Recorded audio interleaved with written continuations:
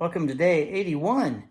We are finishing Deuteronomy 33 and 34, which is the end of the book, and beginning Joshua 1 and 2. So if you did your reading, you know that that's where we're at, and let's get at it. So we go straight into Deuteronomy 34 and verse 10, and it says, "There has never been another prophet in Israel like Moses, whom the Lord knew face to face." One awesome thing. The Bible's loaded full of prophets, and none of them have had the close-up experience that Moses has had through his life and been able to be used by God to do miraculous signs and wonders, and then also lead his people 2 generations worth.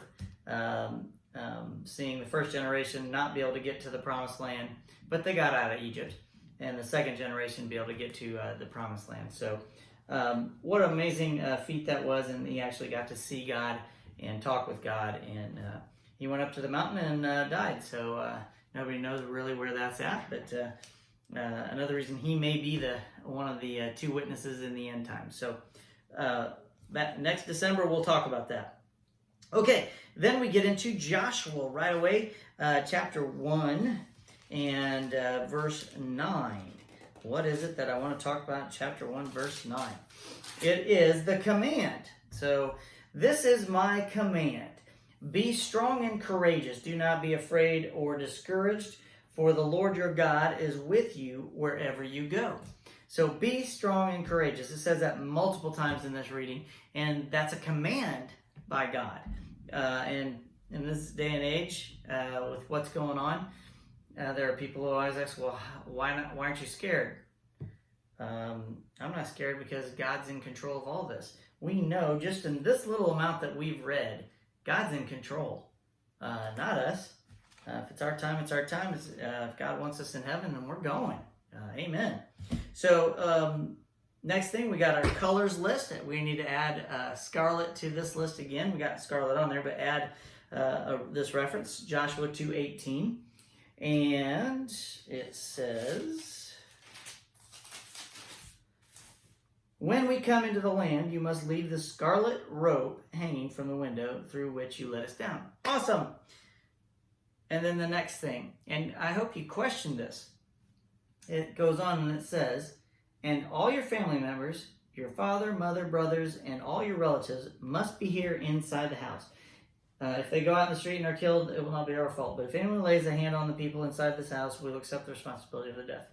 If you betray us, however, we are not bound by this oath in any way." So she accepts their terms and they go on their way. But here's the thing. Right off the bat, they sent spies in to see what's going on. And nothing wrong with getting ready to attack, to have people look through things. But they're supposed to kill everything in the land, all living things. And they just pardoned her. Don't you think God would have saved them from the whole army if he wanted to? So I find that very odd that right off the bat they do this, but that Moses said they would, God said they would, Moses said they would.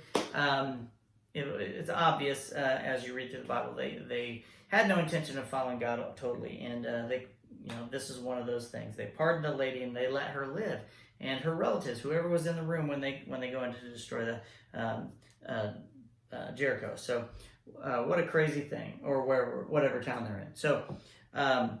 Just be looking for those types of things. You're going to see it throughout the next few stories of they make a mistake and they don't do what they were supposed to be doing. They do go in and take the land, but they didn't do it the way God totally wanted them to do. So keep that in the back of your mind. So that's day 81.